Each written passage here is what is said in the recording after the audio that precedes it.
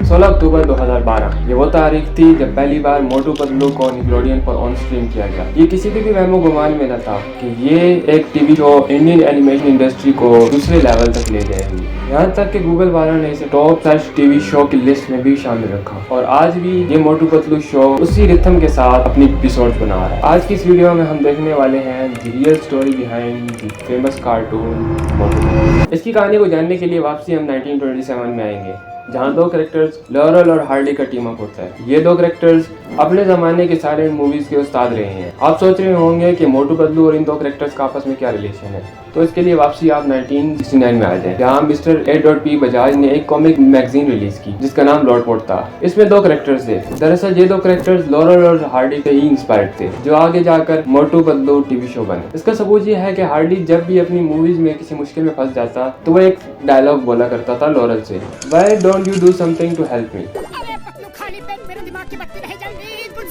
जिसके जवाब में लॉरेल कहा करता था, ओह, जिसको मोटू पतलू में बदल दिया गया आइडिया। इसी तरह हार्डी अपनी मूवीज में एक स्ट्रॉन्ग मैन का कैरेक्टर प्ले करता और लॉरेल एक जीनियस और इंटेलिजेंट मैन का कैरेक्टर प्ले करता था। और तकरीबन इनका हर टीवी शो इनके फ्रेंडशिप के ही इर्द गिर्द घूमता था।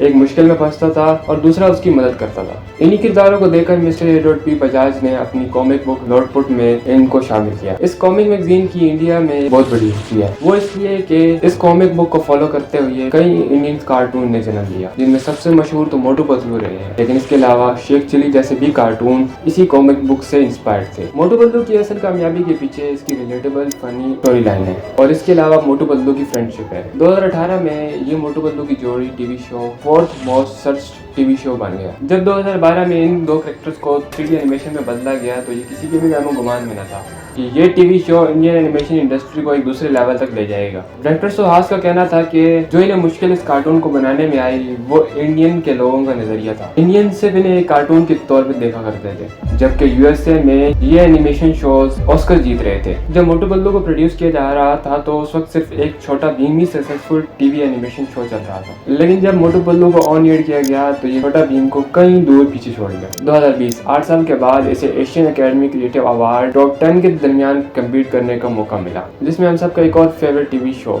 ऑगी एंड द कॉकरोच भी कम्पीट कर रहा था। मोटू पतलू ने शोहरत की ऐसी बुलंदियां छुई कि जहां इसे 250 कंट्री में लॉन्च किया गया और 9 लैंग्वेजेस में डब किया गया।